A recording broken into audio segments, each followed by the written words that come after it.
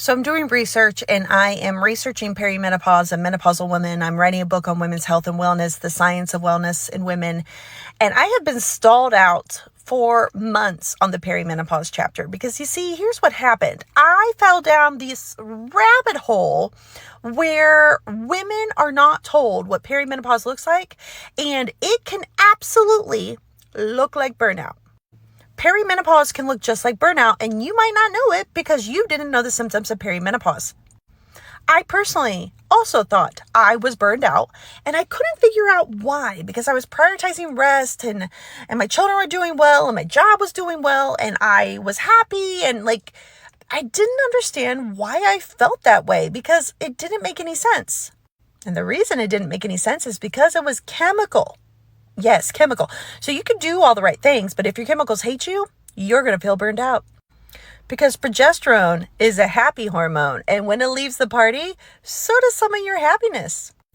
I figured this out when my facialist, when the woman who was working on my face, I was crying, telling her, I don't know what's wrong, la la la la. And then she said, Wendy, do you feel like there's a little blue cloud that follows you everywhere? I said, yes. She said, honey, it's your hormones, and I think you need to go back on your antidepressants. So I was like, oh. So then, in the research for writing the chapter of my book, I saw this stuff where women are leaving the workforce because they have brain fog and they feel burned out and they feel sad, and that they feel like that they are not as good as they once were because hormonally they're different and they don't understand it. So then they think it's them. Then they feel bad. However, I also did find that SSRIs and antidepressants are real solutions in addition to your hormone replacement therapy for helping your feelings and symptoms. And I personally, weirdly, can do off-label usage on my antidepressants. I find I only truly need my antidepressants 2 out of the 4 weeks of the month. So if follicular phase is first and luteal is late second, I feel I need my antidepressants in my luteal phase because I feel like lethargic slug girl in luteal, but I feel like beast mode follicular. If I hadn't been writing a book on women's health and wellness and fell down the chapter of perimenopause, I would have never known that I was this far in.